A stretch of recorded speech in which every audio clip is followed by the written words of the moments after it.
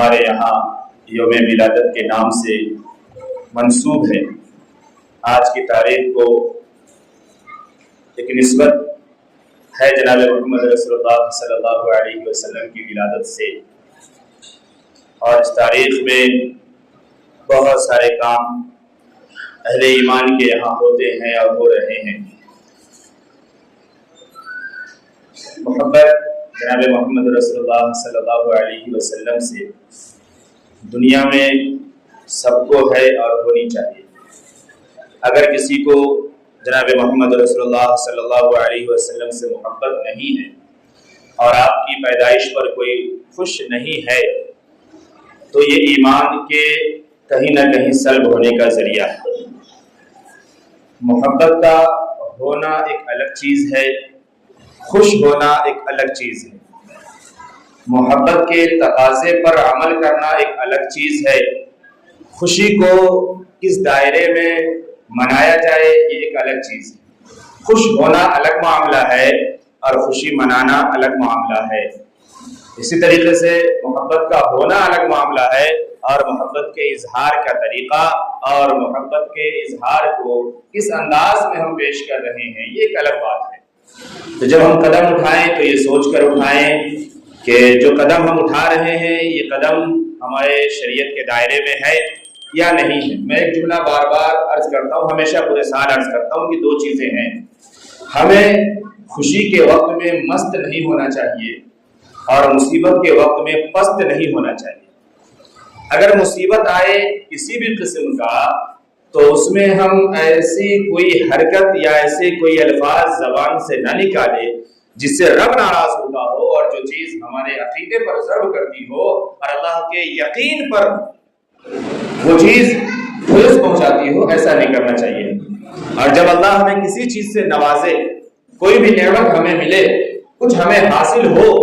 تو پھر ہمیں اتنا خوش بھی نہیں ہو جانا چاہیے کہ ہمیں یہ معلوم ہی نہ ہو کہ ہم خوش ہو کر کے جو خوشی منا رہے ہیں وہ منانے کا انداز ہمارا شریعت کے خوشی کے دائرے سے نکل کر کے گناہ کی دہلیز تک چلا گیا ہے۔ گناہ کے کام بھی شامل ہو گئے ہیں، گناہ کے انداز بھی شامل ہو گئے ہیں۔ ہم خوشی منا رہے ہیں، خوشی کے دن میں ہیں، لیکن ہم نے خوشی منانے میں وہ کام کر لینے کی کوشش کی ہے یا کر لیا ہے جس کو شریعت نے ہی دوسری جگہ پہ خود منع کر رکھا ہے کہ یہ نہیں ہونا چاہیے۔ اس لیے خوشی کے موقع پہ خوش ہونا چاہیے، یہ انسانی فطرت ہے، اور خوشی کا اظہار بھی ہونا چاہیے، اپنے رب کے نام کی تعریف بھی کرنی چاہیے کہ الحمدللہ علی کل حال، اللہ نے ہمیں عطا فرمایا، اللہ نے ہمیں دیا۔ اور اگر کوئی پریشانی ہو تو پھر صبر بھی کرنا چاہیے، حسبنا اللہ ونعم الوکیل واصبروا ان اللہ مع الصابرین۔ یہ اصل ہماری زندگی ہے، ایک دائرہ ہے، ایک حد ہے۔ محبت کے تقاضے سے اور محبت کے ظہور میں ایک سب سے اصل اور سب سے اہم چیز جو ہوتی ہے وہ سمجھنے کی ضرورت ہے۔ وہ یہ ہے کہ ہم جس سے محبت کر رہے ہیں اور اب اگر ہم اس سے محبت کا اظہار کرنا چاہتے ہیں، چاہے زبان کے ذریعے سے ہو، کچھ دے کر کے ہو، کچھ بول کر کے ہو، کچھ کھلا کر کے ہو، کسی بھی انداز میں اگر ہم اپنے محبوب سے، ہم جس سے دلی محبت رکھتے ہیں اس سے محبت کا اظہار کرنے جا رہے ہیں تو یاد رکھیے گا اس میں دو چیزیں بڑی اہم ہے، اور اگر آپ نے ان دو چیزوں کو نہیں سمجھا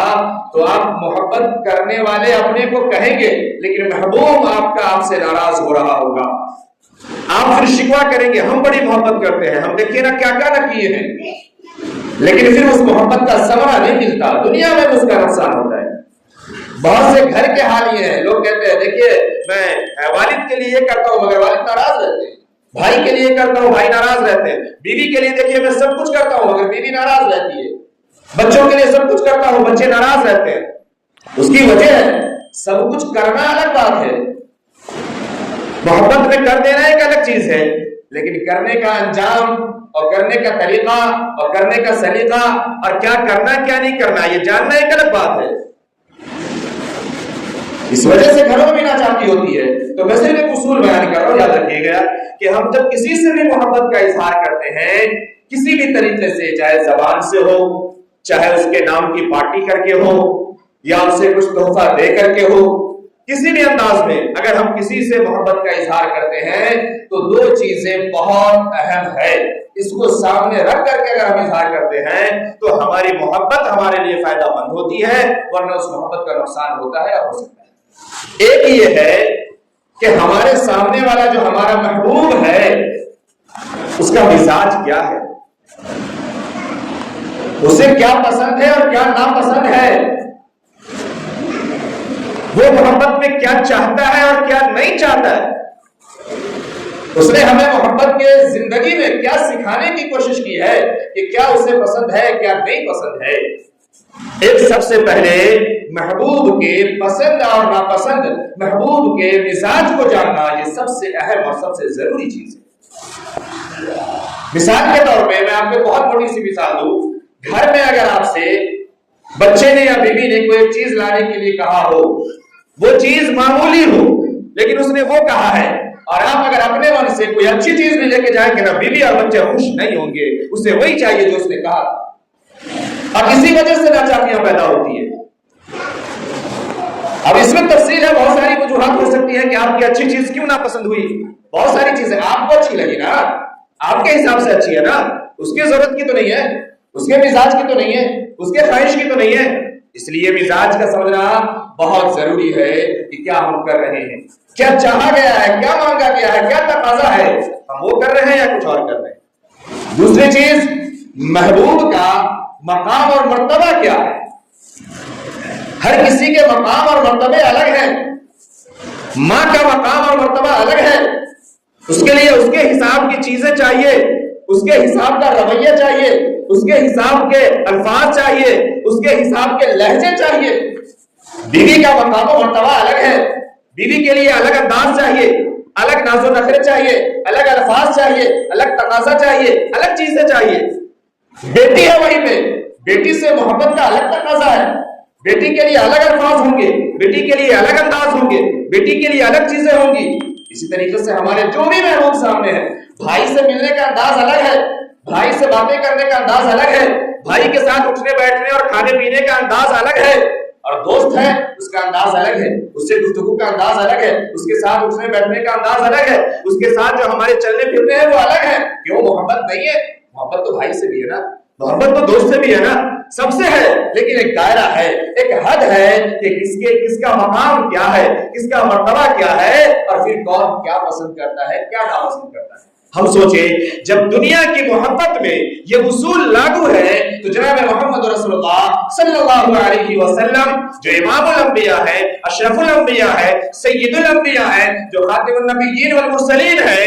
آپ نے پوری شریعت دی، پوری زندگی دی، آپ پر دین کا اختتام ہے، آپ پر محبت کا اختتام ہے، آپ پر قربانی کا اختتام ہے، آپ پر تمام حیثیتوں کا اختتام ہے۔ کیا آپ نے طریقہ نہیں دیا؟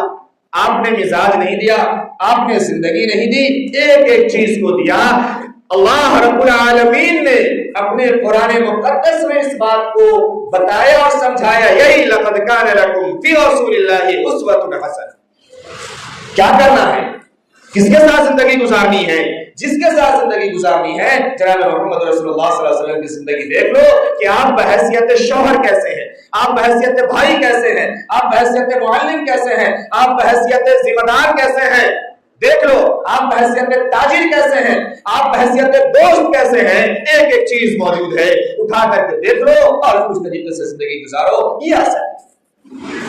اب ہم سوچیں یہاں پہ ایک جملہ میں صرف اور جوڑ کے، بس یہ اصول میں نے بیان کر دیا، آپ فیصلہ کیجئے گا، ایک جملہ میں صرف یہاں پہ جوڑ کے بات ختم کر رہا ہوں کہ جناب محمد رسول اللہ صلی اللہ علیہ وسلم سے اگر کسی کو محبت نہیں ہے، میں نے پہلے کہا اس کے ایمان کے سلب ہونے کا ڈر ہے، ایمان کے لیے خطرہ ہے، لیکن اسی محبت کے اظہار میں جس کو جناب محمد رسول اللہ صلی اللہ علیہ وسلم نے منع کیا ہو، اس کام کو کرنا، کیا پھر یہ محبوب کے مزاج کے موافق ہے؟ کیا پھر یہ محبوب کے شوق کے موافق ہے؟ کیا پھر یہ محبوب کے مقام اور مرتبے کے لحاظ سے ہے؟ اگر نہیں ہے تو ہمیں اپنے محبت کے اظہار پہ بھی ایک بار غور کرنا چاہیے۔ یہ سب سے اہم، سب سے ضروری چیز ہے۔ جناب محمد رسول اللہ صلی اللہ علیہ وسلم کی تعلق سے میں نے حدیث پڑھی، کیا ہے؟ لا یؤمن احدکم حتی اکون احب الیہ من ولدہ ووالدہ والناس اجمعین۔ کہ دنیا میں کوئی بھی شخص حاجی ہو، نمازی ہو، قاضی ہو، پاجی ہو، جیسا بھی ہو، کوئی بھی شخص دنیا میں اس وقت تک مومن کامل نہیں ہو سکتا، اس کا ایمان مکمل نہیں ہو سکتا، پختہ نہیں ہو سکتا، اپنے کو حقیقی امتی کہلوانے کا وہ حقدار نہیں ہو سکتا، نہیں ہو سکتا وہ شخص جب تک وہ اپنی اولاد سے زیادہ، اپنے والد سے زیادہ، اولاد اور والد ہی نہیں والناس اجمعین، دنیا میں جو بھی اس کا بڑا سے بڑا محبوب ہو سکتا ہے ان تمام سے زیادہ اگر جناب محمد رسول اللہ صلی اللہ علیہ وسلم سے محبت نہیں ہے وہ ایمان کامل والا نہیں ہو سکتا، نہیں ہو سکتا۔ یہ ایمان کو پرکھنے کے لیے پوری کسوٹی ہے، یہ پورا میزان ہے، پورا میٹر ہے، ہمیں چیک کرنا چاہیے کہ کیا ہم اس محبت پر قائم ہیں، اور محبت پر قائم ہے تو محبوب کے کون سے منشے کو ہم پورا کر رہے ہیں، محبوب کے کس مزاج کے اوپر ہم عمل کر رہے ہیں، کون سا کام پسند ہے جس کو ہم کر رہے ہیں اور جس کو خود منع کر دیا گیا ہو بلکہ شریعت میں منع کر دیا گیا ہو ہم پھر بھی اس کام کو کریں، کیا یہ محبت کا اظہار ہے، کیا یہ محبت کا تقاضا ہے؟ نہیں، اصل یہ ہے میرے محترم بزرگوں اور دوستو کہ ہماری زندگی میں جناب محمد رسول اللہ صلی اللہ علیہ وسلم کی سیرت داخل ہو، اصل یہ ہے جناب محمد رسول اللہ صلی اللہ علیہ وسلم کا اگر ہم نام لیتے ہیں، اگر ہم محبت کرتے ہیں تو ہمارے زندگی میں جو کام اور جو طریقہ ہو یہ جناب محمد رسول اللہ صلی اللہ علیہ وسلم کا ہو، یہ اصل محبت ہے اور یہ محبت کا اظہار ہے، یہ اظہار ہے۔ ہم کھا نہیں سکتے، ہم اپنے چہرے نہیں بنا سکتے، ہم اپنا لباس نہیں رکھ سکتے، ہم صبح شام کے کسی کام کو پورا نہیں کر سکتے اور اس کے بعد ہم اپنے کو امتی کہیں،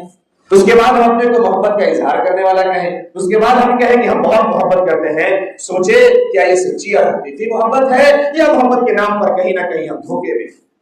جناب محمد رسول اللہ صلی اللہ علیہ وسلم کی پیدائش عرب کی چٹیر وادی میں بحر احمر کے کنارے جو سب سے لمبا سا خطہ ہے جسے حجاج کہتے ہیں، اس میں دو بڑے ملک، ایک مکہ المکرمہ اور ایک مدینہ المنورہ۔ مکہ المکرمہ ہمارے آقا جناب محمد رسول اللہ صلی اللہ علیہ وسلم کی جائے پیدائش، آپ وہاں پیدا ہوئے۔ مدینہ المنورہ آپ وہاں جا کر کے بسے اور یہ آپ کے وفات کی اور وصال کی جگہ یہ مدینہ المنورہ، ایک جگہ بیت الحرام بیت اللہ کعبہ، دوسری جگہ مسجد نبی جناب محمد رسول اللہ صلی اللہ علیہ وسلم کا مسکن اور ہر مومن کے روح کی تسکین۔ اس حرم میں آپ صلی اللہ علیہ وسلم ابھی مادر رحم میں ہیں، آپ کے والد کا سایہ اٹھ گیا،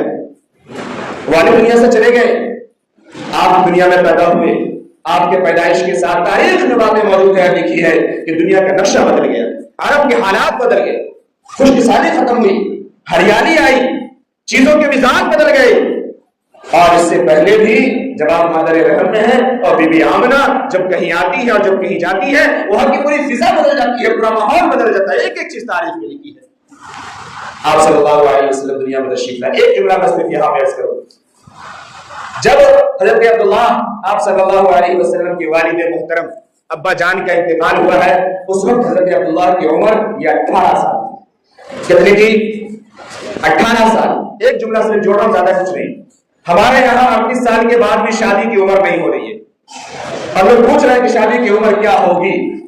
اس سے بڑی دلیل شاید نہیں ہو سکتی۔ حضرت عبداللہ جناب محمد رسول اللہ صلی اللہ علیہ وسلم جب مادر رحم میں ہے اور آپ کے ابو کا جب انتقال ہو رہا ہے تو آپ کی عمر 18 سال ہے۔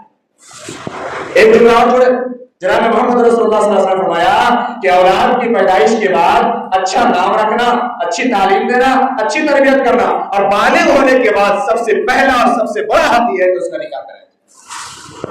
آج جب تک 40 سال تک گھر والے کو ہم کھلا نہیں دیتے رہے، نمبر ہی نہیں آتا، کوئی سوچتا ہی نہیں۔ آری بات سمجھ میں، اشارے میں سمجھیے جتنا سمجھ سکتے ہو آپ۔ 18 سال آپ صلی اللہ علیہ وسلم ابھی گھر میں ہیں، گود میں ہیں، دائی حلیمہ آئی ہیں، سارے دودھ پلانے والی دائیاں آئیں، ابھی وہ کے بچوں کو لے کے چلی گئی۔ دائی حلیمہ بھی آئی، پوچھا بھائی یہ بچہ تو ہے، ان کے والد نہیں، ان کے سر پہ سایہ نہیں کسی کا، واپس چلی گئی، آپ نے نہیں لیا، اس کے کوئی ہے کہ کون دے گا؟ اس کے دودھ پلانے کا جو عوض ہے، جو اجرت ہے، جو ہماری مزدوری بنے گی، کون دے گا؟ چلی گئی واپس، نہیں لیا۔ پورا گاؤں گھوم لیا، جو دوسری عورتیں تھی وہ سب ایک دوسرے جس کو جو بچہ ملا لے کے چلی گئی، کوئی نہیں ملا دائی حلیمہ کو۔ اسے کیا معلوم کہ مقدر میں کیا ہے؟ فیصلہ تو رب نے کر رکھا ہے کہ تمہاری زندگی سب سے اچھی ہونے والی ہے، یہ اسے کیا معلوم؟ آخر میں جانے لگی، شوہر سے مشورہ کیا، ہم کیا کریں، کچھ نہیں بچا ہے، خالی ہاتھ جائیں گے، اس میں بھی تو کوئی فائدہ نہیں، نقصان ہے، چلو لے لیتے ہیں اسی یتیم بچے کو۔ اسے کیا معلوم کہ وہ یتیم نہیں ہے، وہ ایک تو یتیموں کا والی، یتیموں کا مولا ہے، وہ تو بے قصوں کا سہارا ہے، وہ ہے جو آنے والے وقت کا امام الانبیاء ہے، جسے اللہ نے انتخاب کیا ہے۔ لیکن دائی حلیمہ کی آنکھ نے کیا پہچانا؟ نہیں، لے لیا۔ اب جب لے کے چلی ہے نا، تب قدرت کا کرشمہ دیکھا، اور روایات میں چیز واضح موجود ہے کہ سب سے دبلی پتلی مریم اٹھنی جو تھی نا، کسی دائی حلیمہ کی تھی، اور قافلہ والے کی سب کے سواری اٹھے کھٹے بہترین، سب تیز رفتار میں آگے نکل چکی، جا چکی، اب یہ دبلی پتلی پہ سوار ہوئی ہے، جلدی چلو جانا ہے ورنہ قافلہ چھوٹ جائے گا۔ جب یہ دبلی پتلی اونٹنی پہ چلی ہے، سب کی اونٹنی پیچھے، سب کی سواری پیچھے، جناب محمد رسول اللہ صلی اللہ علیہ وسلم پر جس اونٹنی پہ بیٹھے، پھر اس کی صحت کا کیا فرق پڑتا ہے، اسے رب چلا رہا ہے، وہ اس کی سب سے آگے۔ دائی حلیمہ پوچھی، وہاں کا پورا واقعہ ہے، پھر آپ وہاں رہ رہے ہیں، وہاں آپ کے شق صبر کا معاملہ ہوا ہے، سینے کو چاک کیا گیا ہے، زمزم سے دھویا گیا ہے، پھر اس میں اندر حکمت و نبوت ڈالی، تمام چیزیں واقعات موجود ہے، وہاں بکریاں چرا رہے ہیں، دائی حلیمہ کے گھر میں جہاں دودھ کا انتظام نہیں، سارے برتن کھل ہو گئے اور دودھ ہی دودھ، یہ اللہ نے قدرت دکھایا۔ اب 7 سال کی عمر ہوئی ہے، آپ واپس آئے ہیں دائی حلیمہ۔ اچھا بیچ اور واقعہ میں شارٹ کر رہا ہوں نا، دائی حلیمہ جب لے کر کے آئی، بہانے سے پھر لے کے چلی گئی کہ تعاون یہاں پھیلا ہوا ہے، وبا پھیلی ہوئی ہے، ایک وائرس ہے، یہ بہانے سے پھر لے کے چلی گئی تاکہ ابھی کچھ دن اور مزہ لیا جائے، اچھی زندگی جی جائے جو اس بچے کے ذریعے سے ملی ہے، اب پورے گاؤں کو اس کا فائدہ ہو کہ جہاں کے پتے اور پیڑ سب ہریالی میں تبدیل ہو گئی ہے، اب پورا گاؤں پڑنے لگا ہے جن کے صدقے میں، اسے پھر لے کے چلو، لے گئے۔ اب 7 سال کی عمر میں حضرت عبداللہ یہ مکی ہے اور حضرت آمنہ یہ مدنی ہے۔ آپ مدینہ گئی نانیالی رشتہ داروں سے ملاقات کے لیے، وہاں سے جب مل کر کے لوٹ رہی ہیں، مکے سے کچھ دوری پر ایک جگہ ہے مقام ابوا، وہاں پہ طبیعت خراب ہوتی ہے اور حضرت آمینہ رضی اللہ تعالی عنہا انتقال فرما جاتی ہے۔ جناب محمد رسول اللہ صلی اللہ علیہ وسلم کی امی جان بی بی آمنہ 7 سال کی عمر ہے، وہاں ساتھ میں ایک باندھی بھی تھی سویبیہ، وہ وہاں سے پھر لے کر کے آئی ہیں ساتھ میں۔ جب آئی اب امی کا بھی سایہ ہٹ گیا، 7 سال کی عمر میں امی بھی چلی گئی، اب وہاں سے آگے چلے ہیں، لے کر کے آئے، پھر دادا جان نے سنبھالا، دادا جان نے اپنے آغوش میں اپنے گود میں لیا اور پرورش کی۔ ابھی چند ہی برس گزرے تھے کہ پھر دادا جان کا بھی انتقال، اور اس کے بعد پھر ذمہ داری چچاؤں نے، چچا ابو طالب کے ذمہ میں آپ رہے۔ اس طریقے سے کرتے کرتے اب آپ کی عمر 12-15 سال کی ہو گئی۔ اب جب 12-15 سال کی عمر ہے، اس وقت بس 2 باتیں میں یہاں پہ عرض کر رہا ہوں، بات ختم کر رہا ہوں، زیادہ ہو گیا، 2 باتیں صرف، ورنہ پوری سیرت کا ہمارے سامنے کتنا بیان کریں گے۔ جب آپ چچا کی کفالت میں گئے ہیں، آپ ابو طالب کے ساتھ ہیں، اور ابو طالب ان کے پاس اولادیں بھی خود سے ہے، پہلے سے ہے، اور یہ تنگ دست بھی ہے، یہ مالدار نہیں ہے۔ چچاؤں میں سب سے زیادہ مالدار چچا غالباً حضرت عباس رضی اللہ تعالیٰ عنہ تھے، ان کی تجارت بڑی دور دور تک تھی اور بڑی مشہور تھی۔ آپ حضرت عباس رضی اللہ تعالیٰ عنہ سے ملتے ہیں، مشورہ کرتے ہیں چچا سے، اور اس کے بعد پھر وہیں سے چچا کے ساتھ میں تجارتی سامان لے کر کے ملک شام جاتے ہیں اور تجارت کے وہ سارے گڑ سیکھتے ہیں، اور تجارت کا پورا مسئلہ آتا ہے۔ میں بیچ میں ایک دوسری بات کر رہا ہوں، چچا سے مشورہ کر رہے ہیں اور ساتھ میں مشورہ کیا کر رہے ہیں چچا؟ ہمارے چچا جو ہے ابو طالب، سمجھیے کہاں ہیں ہم، کثیر الاولاد ہیں، ان کی 3 اولادیں ہیں اور تنگ دست ہیں، آپ مالدار ہیں، ہم یہ چاہتے ہیں ہم بھی اب کاروبار آپ کے ساتھ کر رہے ہیں، سیکھ رہے ہیں، ہماری بھی کفالت ہو رہی ہے، ہم چاہتے ہیں کہ ان کی ذمہ داری کو کم کی جائے اور بچوں کو کفالت میں دے دیا جائے۔ یہ مشورہ ہوا، حضرت عباس رضی اللہ تعالیٰ عنہ مان گئے، ٹھیک ہے کوئی بات نہیں ہے، چچا ہے، بھائی ہے، لے لیا۔ آپ نے مشورہ کیا حضرت ابو طالب سے، حضرت ابو طالب نے کہا ایک بیٹے کا نام عقیل، ایک کا نام علی اور ایک کا نام جعفر۔ حضرت ابو طالب نے کہا کہ عقیل کو تو میں اپنے پاس رکھوں گا، باقی یہ دونوں کو تم لوگ لے لو، اپنی کفالت میں تمہاری مرضی ہے۔ حضرت علی رضی اللہ تعالی عنہ جو داماد رسول ہیں، جو شیر خدا ہے، یہ وہی حضرت علی ہیں، ان کو آپ صلی اللہ علیہ وسلم نے اپنی کفالت میں اپنی پرورش میں لیا اور اپنی اولاد کی طرح پرورش کی، اور حضرت جعفر کو حضرت عباس رضی اللہ تعالیٰ عنہ نے پرورش کی۔ میں خلاصہ یہ سمجھا رہا ہوں کہ سیرت اور محبت اور اظہار اس کا نام نہیں ہے کہ آج ہمیں اپنوں کی خبر تک نہیں، آج ہم اپنے کو جانتے تک نہیں ہے۔ سیرت یہ ہے، محبت یہ ہے، محبت کا تقاضا یہ ہے कि हम अपनों का हाथ बटाएं, अपनों के काम में लगे। अगर वो परवरिश करने के लायक नहीं है, अगर अपने बच्चों की अच्छी तालीम और तरबियत के लायक नहीं है, तो हम इसकी भी जिम्मेदारी ले। हमारे अपने अगर 2 बच्चे हैं, एक बच्चे की और जिम्मेदारी ले, और हम ये कहें कि हमारा 3 बच्चे। ये है सीरत, ये है मोहब्बत, और ये है मोहब्बत का इजहार। हमने इसको नहीं समझा। फिर उसके बाद हजरत अली को दुनिया ने देखा कि जिसको जनाब मोहम्मद रसूलुल्लाह सल्लल्लाहु अलैहि वसल्लम ने परवरिश करके बनाया और संवारा, वो कैसा नमूना बना दुनिया के सामने। और फिर आपने हजरत बीबी फातिमा रजी अल्लाह तआला अन्हा का हजरत अली रजी अल्लाह तआला अन्हु के सामने। तो हम भी बनाए, सवारे, अपने को देखें कि हम कहाँ जा रहे हैं, हमारी जिंदगी कहाँ है। तो बड़ी जिम्मेदारी से कहो कि झूठी शान और शौकत दिखाने से, झूठे नाम और नमूद से न तो हमारा कोई दीनी फायदा है, न दुनियावी फायदा है, और न ही उखरवी और आखिरत का कोई फायदा है। इसलिए हम हकीकत पर आए, जनाब मोहम्मद रसूलुल्लाह सल्लल्लाहु अलैहि वसल्लम की सुन्नत पर आए, तरीके पर आए, ताकि हमारी दुनिया भी अच्छी हो और आखिरत भी अच्छी हो। दुआ करें कि अल्लाह रब्बुल आलमीन हम तमाम को ज्यादा से ज्यादा सीरत को पढ़ने वाला बनाए, सीरत को समझने वाला बनाए, और सबसे अहम ये कि उस सीरत को हमें अपनी जिंदगी में अपनाने और लागू करने वाला बनाए। जिनकी सुनते बाकी है वो अदा कर लीजिए।